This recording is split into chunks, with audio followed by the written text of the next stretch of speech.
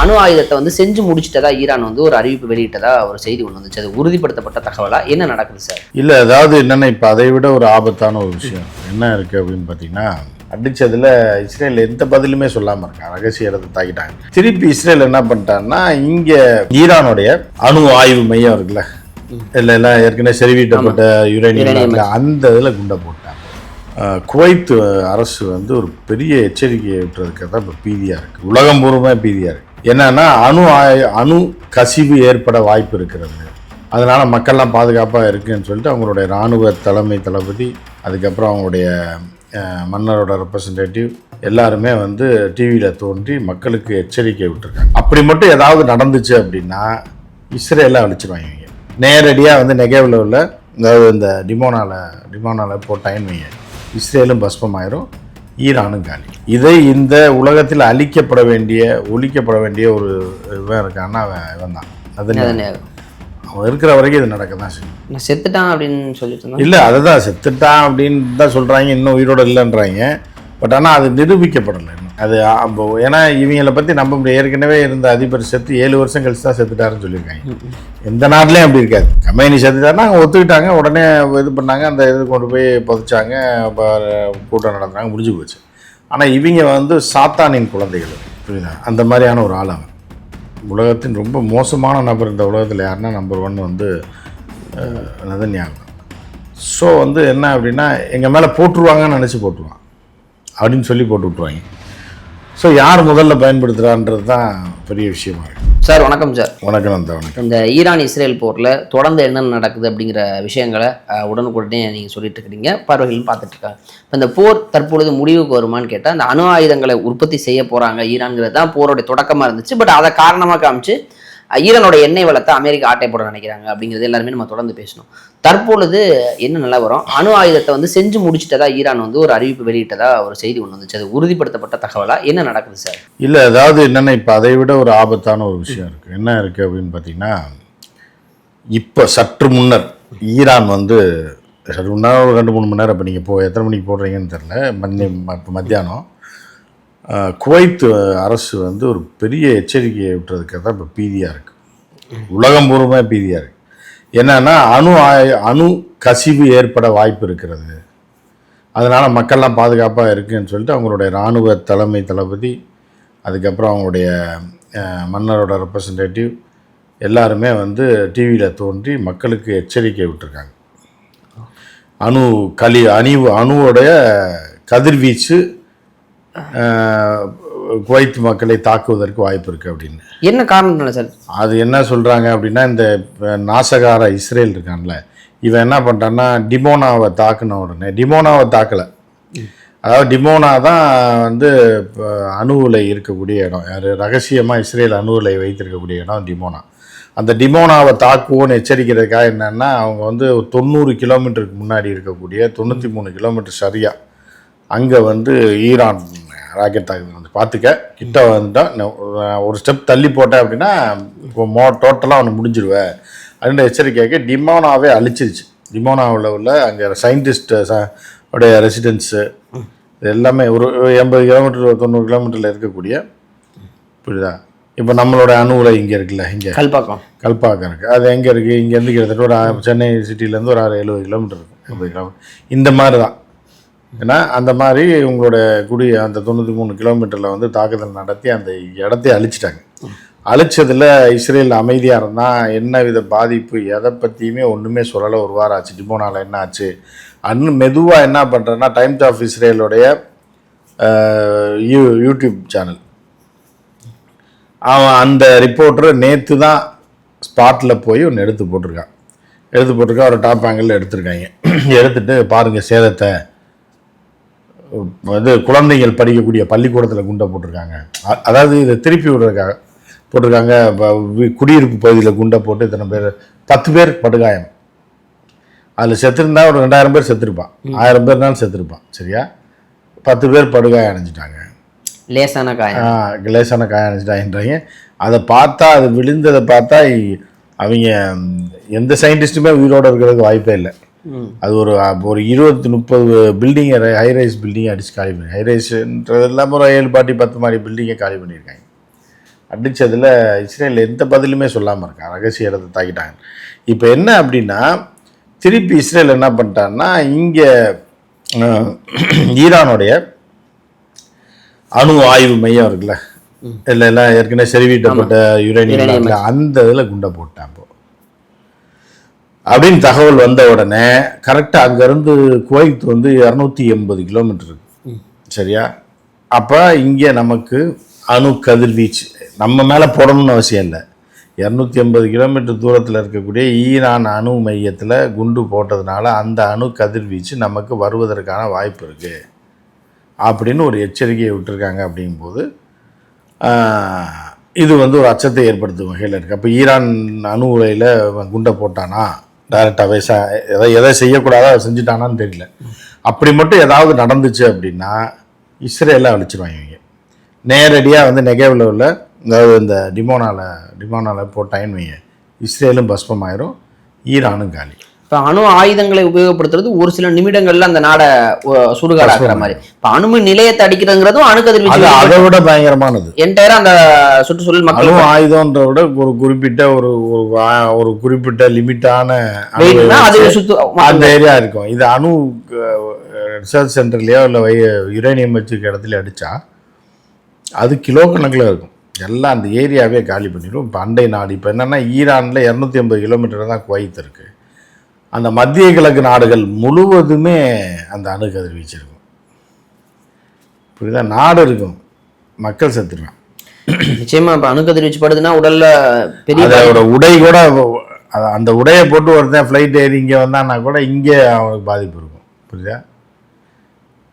உங்களுக்கு அவன் சாகலை, அணுக்கதிர்வீச்சு அவன் உடம்புல இருக்குது. அவன் ஒரு சட்டையை போட்டு அந்த அணுக்கதிர்வீச்சு சட்டையை எதையோ ஒன்று போட்டுட்டு ஃப்ளைட் ஏறி இந்தியாவுக்கு வரான்னா அவனை நெருங்குபவர்களுக்கும் பாதிப்பு இருக்கும். அந்த அளவுக்கு மிக ஆபத்தானது அணுக்கதிர்வீச்சு.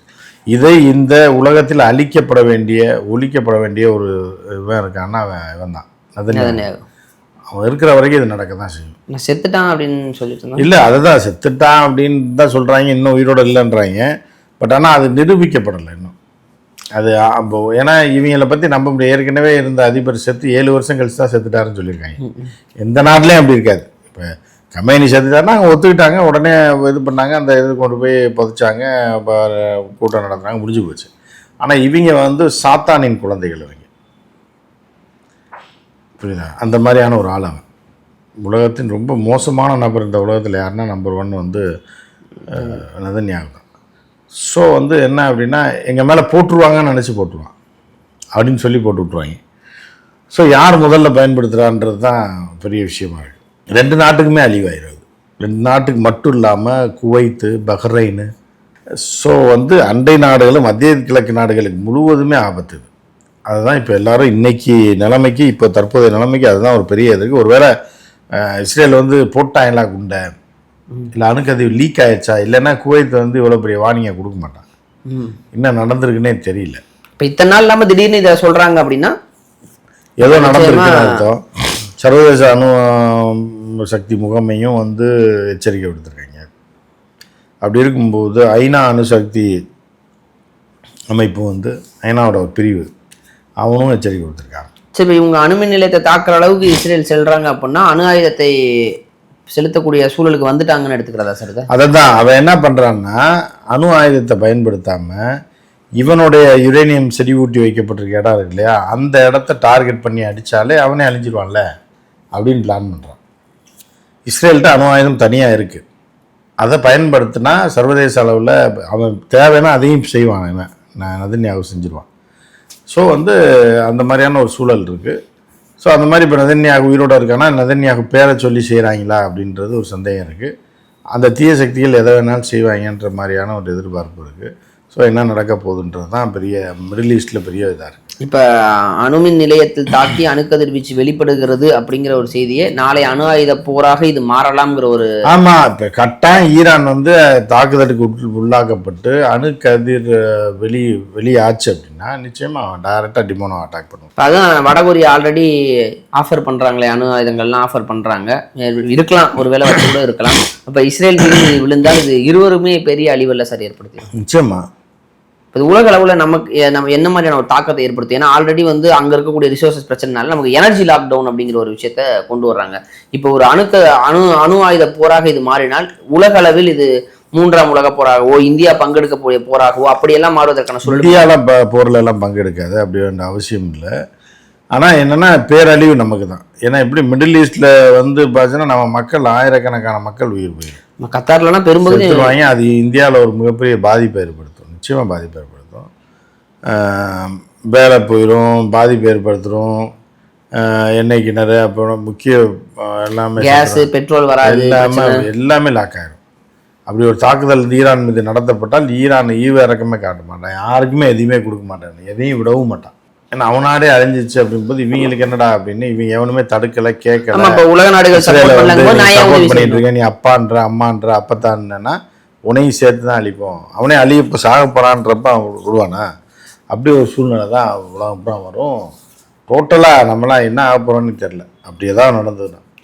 நிச்சயமா சார். இப்போ ஈரான் வந்து கைவிரித்தால் எண்ணெய் வராது, கேஸ் வராது, அவங்க சைடாக ஹார்மஸ் மூடிட்டாங்கன்னா எதுவுமே வராது, வரலன்னா இங்கே பிரச்சனை போக்குவரத்து, இப்படி எதிர்வரும் சூழல் வந்து ரொம்ப சிக்கலாக செல்லக்கூடியதாக இருக்குது. இதுக்கெல்லாம் காரணம் அந்த ஒருத்தர் தான், ட்ரம்ப்பை சொல்ல என்ன. ஆமாம், அது அந்த அவன் இப்போ ட்ரம்ப் கைகள் இப்போ கட்டப்பட்டுருச்சு. ட்ரம்ப் வந்து தாக்குதல் நடத்த முடியாது. இனி வந்து கப்பல் படையவோ நீர்மூழ்கி படையவோ பிரச்சனை தேவையில்லாமல் ஈரான் பக்கம் நகர்த்த முடியாது.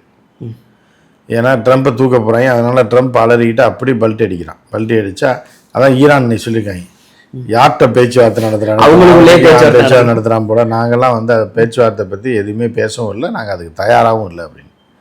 ஸோ ட்ரம்ப் வந்து ஒரு பொய் புரட்டு பித்தலாட்டக்காரன் அப்படின்றது எல்லாமே அது இருக்குது. இந்த வெஸ்ட் மீடியாவை கைக்குள்ளே வச்சுக்கிட்டு இந்த கோடி மீடியா மாதிரி இங்கே உள்ள வெஸ்ட் மீடியா என்ன பண்ணுறோன்னா, வெஸ்ட் ஏஜென்சி என்ன கொடுக்குறோன்னா அதை தான் இவங்க போடுவாங்க. இவங்க போடுறது தான் யூடியூப் எல்லாத்துலேயும் அமெரிக்கா எச்சரிக்கை, அமெரிக்கா பேச்சுவார்த்தை, இன்னைக்கு எல்லாம் பிரேக்கிங் போட்டாங்க காலையில். எவன்டா அவங்களுக்கு இந்த நியூஸை கொடுத்தான்னா ஏஜென்சிலேருந்து. ஏஜென்சிக்கு யாரா கொடுத்தாருன்னா வெஸ்ட்டுக்கு யாரா கொடுத்தாருன்னா ட்ரம்ப். அவங்களுக்குள்ளே ட்ரம்ப் யார்டா பேச்சுவார்த்தைன்றதுனா பொண்டாட்டிகிட்ட கூட பேச்சுவார்த்தை நடத்த முடியாது. ஏன்னா அது கூட உட்காந்து 1/2 மணி நேரம் கேட்காது ட்ரம்ப் பேசுகிறது. ஏன்னா ஸோ அதனால் இப்படி போயிட்டுருக்கு. அதை பார்த்து இவங்க அந்த நியூஸை போடுவாங்க, பேச்சுவார்த்தை சுமூகமாக செல்கிறது அப்படின்னு. யாரா பேசினா எங்கே பேசினாங்க அப்படின்றது இவங்களுக்கு தெரியாது. அது ஈரான் எல்லாம் தெளிவாக சொல்லிகிட்டு இருக்கேன், நாங்கள் யாரோடையும் பேச்சுவார்த்தை நடத்தல, ட்ரம்ப் ஏதோ அவனா பேசிக்கிறான் போல அப்படின்னு. அதை ஒரு டேரிங்காக சொல்கிறாங்க சார். இப்போ பல நாடுகள் அதை சொல்கிறது இல்லை, ட்ரம்ப் பல நாடோட பிரச்சனையில் தலையிட்டார், நமக்கே தெரியும். அவங்கெல்லாம் அமைதியாக இருக்கும்போது ஈரான் வெளிப்படையாக சொல்கிறாங்க. ஆமாம், ஈரான் சொல்கிறதுக்கு என்ன பயப்படணும்? நம்ம ஊரில் பயப்படுவாங்க, பொழப்பு போயிடும், நம்ம சொந்தக்காரன் செத்து போயிடுவான், இல்லை குஜராத்தில் கொண்டு போட்டான்னு எவனா பயப்படலாம். அவன் போரில் இருக்கான், அவன் தலைவனும் செத்து போயிட்டான்னா. இவ்வளோ ஸ்ட்ராங்காக இருக்கக்கூடிய ஈரானை பற்றி பேசும்பொழுது சிலர் வந்து அதெல்லாம் கிடையாது, ஈரான் எவ்வளோ அடி வாங்க தெரியுமா அப்படின்னு இஸ்ரேல். அது இங்கே உள்ள பிச்சைக்காரங்க 4 பேர் உட்காந்துருப்பாங்க சாயந்தரம் எத்தனை சொல்லி டிவியில். அது எவனா 4 சீட்டுக்கு இடம் கிடைக்காம எவனையா ரோட்டில் போகிறவனை கூட்டு உட்கார வச்சுருப்பாங்க. டிவியை விட யூடியூப் தான் சார். அது யூடியூப் வந்து ஆள் வேணும்ல, எத்தனை சேனல் இருக்குது. இன்டர்நேஷ்னல் பாலிடிக்ஸ் பேசுறதுக்கு ஆள் வேணும். போகிற வரேன் அவனாவது போட்டு சங்கியை கூப்பிட்டு உட்கார வச்சுட்டோம்னா அவன் என்னத்தையாவது இந்து பேப்பர் படிச்சுட்டு பேசுவான். அதை ஆற்றுன்னு ஆற்றுவாங்க. அது மக்களுக்கு தெரியும், மக்கள் பார்க்க மாட்டாங்க. அது இஸ்ரேலில் என்ன நாசக்காடாக இருக்குது, என்ன இதாக இருக்குது, அதை எதை உனக்கு இருக்குடா சொல்லணுன்ற ஒரு கேள்வி இருக்குது. அந்த மாதிரி அந்த குரூப் வேறு. அது தானாக சொரிஞ்சுக்கிற குரூப் வீட்டில் உட்காந்து. புரியுதா? இப்போ ஒருத்தர் சொரிச்சு இறங்கி வந்துருச்சுன்னு வைங்க, அவனே உட்காந்து சொரிஞ்சுக்கிறான் வீட்டில். அது எவனுக்கு பாதிப்பும் கிடையாது, எவனும் அவனை போய் சொரிஞ்சு விட மாட்டான், அவனாக சொரிஞ்சுக்கிட்டு உட்காந்துருப்பான் கையை கால். அந்த மாதிரி தான் அந்த கும்பல் போகிறாங்க. அதை பார்த்துட்டு நல்லா சொரிஞ்சான்னு வைங்க, அவனை கூப்பிட்டு டிவியில் உட்கார வச்சுருவாங்க. ஏன்னா சாயந்தரம் ஆனால் அவங்களுக்கு 4 பேர் வேணும். அந்த 4 பேருக்கு நன்றின்ற மாதிரி தான். நீங்கள் எப்போ என்ன தான் ஒரு மனிதன் பெருசாக வாழ்ந்தாலும் கஷ்டப்பட்டாலும் எல்லாம் பண்ணாலும் புதைக்கிற போகும்போது பாடையை தூக்குறதுக்கு 4 பேர் வேணும். அந்த மாதிரி தான் சாயந்தரம் டிவி சேனலுக்கு 4 பேர் வேணும். அந்த 7 மணி 8 மணி டிபேட்டை தூக்கிட்டு போகிறது. அதனால் யாராவது 4 பேரை கூப்பிட்டு அந்த 4 பேருக்காக தான். அந்த 4 பேருக்கு நன்றின்றது தான் இப்போ ஒரு சேனல் போய்ட்டுருக்கு. மொத்தம் 16 பேர்லேருந்து 25 பேர் தான் இருக்காங்க அந்த மாதிரி பேசுகிறதுக்கு. அது ஒருத்தன் காலையில் ஏன் ஆளை பிடிக்கிறான்னா அவன் கொத்தி கூப்பிட்டு போயிடும். அந்த இதிலெல்லாம் ட்ரிப்ளிகேன்லாம் கொத்தனார்கள்லாம் உட்காந்துருப்பாங்க, சித்தாள்கள். காலையில் 6:30 மணிக்கு போனீங்கன்னா சின்ன யானை போகும். போனோடனே ஒரு 3 கொத்தனார் 2 சித்தாள் ஒரு இவர் வாங்க அப்படின்வாங்க. எங்கேலாம் சொல்ல மாட்டாங்க, ஏற்றி கொண்டு வருவாங்க. ஃபிக்ஸட் சேலரி தான். கொண்டு போய் இறக்கி விட்டு சாயந்தரமாக ட்ரிப்ளிகேன் முக்கில் கொண்டு வந்து இறக்கி விட்டுருவாங்க. அந்த மாதிரி இப்போ 2 இன்டர்நேஷ்னல் பாலிடிக்ஸ் 2 மூத்த பத்திரிகையாளர் அவங்க ரெடியாக இருப்பாங்க. கூட்டு போய் 4 பேர் உட்கார வச்சு 1 மணி நேரம் ஆற்றுவாங்க. அவன் என்ன படித்தானோ பேப்பரில் காலையில் முதல் நாள் நடந்தது தான் அடுத்த நாள் 3ஆவது நாள் பேப்பரில் காலையில் வரும். அதை படிச்சுட்டு நீங்கள் சாயந்தரம் போய் டிபேட் பண்ணி அது அப்படி லைவில் வரும். இப்போ ஏன்னா முன்னையாவது ஓகே, இப்போதான் எல்லாமே உடனுக்குடனே எல்லா தகவலுமே ட்விட்டர் பக்கத்துலேயே அவங்களே அஃபீஷியலாக போடுறாங்க. அதை தாண்டி வேறு சில செய்திகள்லாம் ஃபாலோ பண்ணும்போது கிடச்சிருது. செய்தித்தாளில் வருவதற்கு 2 நாள் 1 நாள் அதுக்கப்புறம் அதை வாங்கி சந்தா கட்டி வாங்கி அதை படிச்சுட்டு டீ காஃபிலாம் குடிச்சிட்டு அப்புறமா எவன் கூப்பிட்டாங்கன்னு போவாங்க. அந்த மாதிரி டிக்கெட்டுகள் அது வந்து America media, west media, America ஆர்வலர்கள் அமெரிக்கா மேலே ஆசைப்படுவான். இவன் போயிருக்கவே மாட்டான், இவனுக்கு விசாவும் தர மாட்டாங்க, இவன் போகிறதுக்கும் வழி இருக்காது. ஆனால் நம்ம அமெரிக்காவை படிச்சிக்கக்கூடாது, இவன் விசா தர மாட்டான் அப்படின்ற மனநிலையில் 1 லட்சம் பேர் நியாயம் போகணும். அதான் இந்த விஜய் அஜித்தை கல்யாணம் பண்ணணும் பிள்ளைங்கள்லாம் நினச்சிட்டு இருக்கும். ஒரு 1 லட்சம் பிள்ளைங்க காலேஜ் பிள்ளைங்க நினச்சிட்டு இருக்கும். இப்படியா விஜயை கல்யாணம் பண்ணிடணும், அஜித்தை கல்யாணம் பண்ணணும், தனுஷை கல்யாணம் பண்ணணும், சிம்புவை கல்யாணம் பண்ணணும். ஆனால் அதுக்கு ஒருத்தருக்கு தான் கல்யாணம் ஆகும். ஒரு பிள்ளையை தானே கட்ட முடியும். மீதி 999,90,99,000 பிள்ளைங்க வேஸ்ட்டு தான். அதே கதை தான் இவங்க. இப்படி தான் அவருக்கு அப்படியே உட்காந்து பேசிகிட்டே இருப்பாங்க. சரி சார், இந்த போரில் ஈரான் வந்து தொடர்ந்து பின்வாங்கும் இல்லை, அவங்க தொடர்ந்து அடிக்கிறாங்க. பல கப்பலுக்கு அனுமதி இல்லாமல் அந்த உடம்பை திருப்பி அடிச்சிருக்கிறாங்க.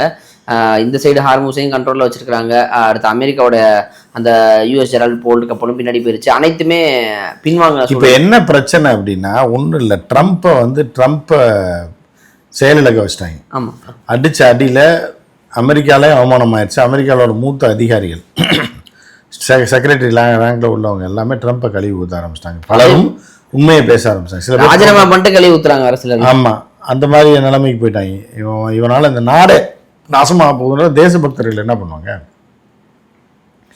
அப்படி இருக்கும்போது என்னாச்சுன்னா ட்ரம்ப் செய்ய முடியாதனால அவன் அடியாளை வச்சு என்ன மச்சான் செய்யலாம், ரொம்ப அவமானமாக போச்சு, நம்மளை முடிச்சிட்டான், என்ன பண்ணலாம், உன்னையும் முடிச்சா என்னையும் முடிச்சா என்ன பண்ணலாம்ப்பா, அந்த சாத்தான்னு சொல்லியிருப்பான், நம்ம போட்டுருவோம், அங்கே போட்டு அழிச்சிடுவோம், அழிச்சானா உன்னையும் அவன் அழிப்பான்னா அது நான் எஸ்கேப் ஆயிடுறேன், மக்கள் தான் சாவாங்க இங்கே இஸ்ரேல் மக்கள், அது பார்த்துக்கலாம், நான் எஸ்கேப் ஆயிடுறேன், இது பண்ணிவிட்டு இது ஒரு முடிவு கொண்டு வந்துடும், ஈரான் அதோட முடிச்சுடுவோம் அப்படின்னு பிளான் பண்ணிப்பேன்.